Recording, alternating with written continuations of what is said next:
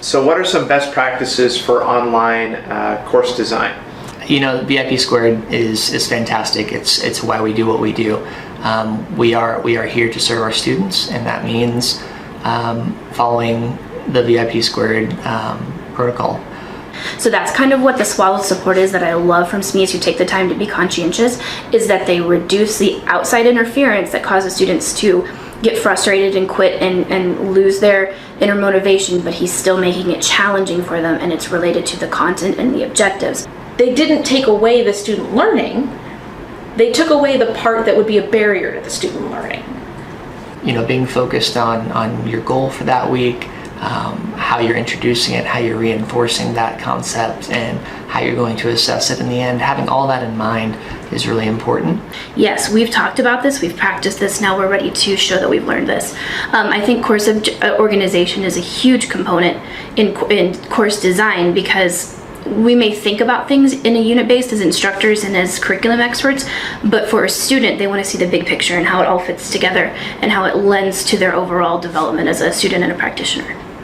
I think sometimes the trap we get into, the class becomes a series of sort of hoops that they jump through, or obstacles, right, that are sort of discrete from one another. So I think developing a narrative for the course, and by narrative I mean a story, telling a story throughout the course, where students can work through sort of problems, this sort of problem-based learning approach, where they're working through problems that are interconnected, where the course is not just a series of assignments, but is a larger whole. One of the innovations today is through gamification, right, for developing sort of some game-type qualities and infusing them into course content.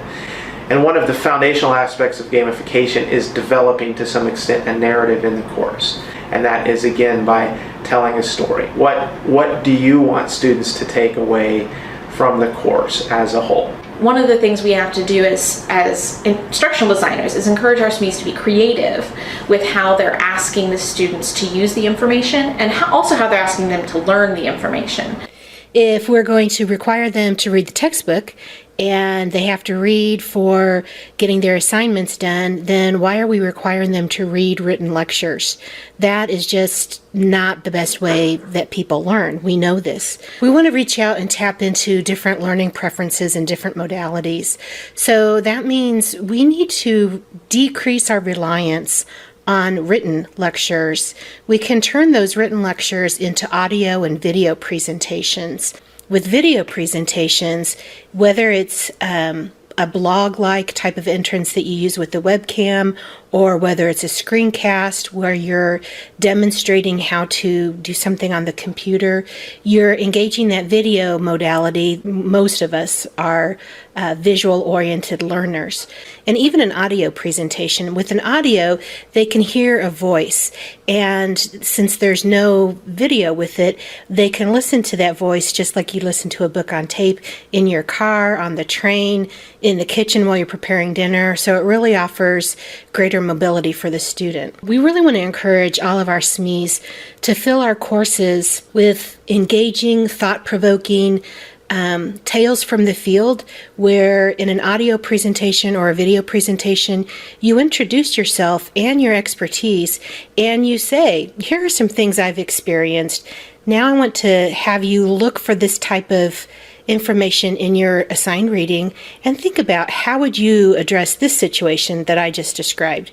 Other features such as Padlet.com or any kind of online bulletin board where students can take resources and graphically put them together so they can be organized. They're there for as long as you want them to be up. It could be a resource. Things like Symbaloo, those are places where you can collect resources and students can contribute to that. I feel like any sort of collaborative online resource is amazing for students to have. The piece that I think is often missing is the reflection about where they feel like they are with the learning, what they feel like they can do with it when they exit the course, what they want to know more about, and maybe even ask them to identify places where they think they could find that information. What I want to encourage our SMEs to do is be brave and be bold. Yeah, Jordan, I like that. Be bold, be brave.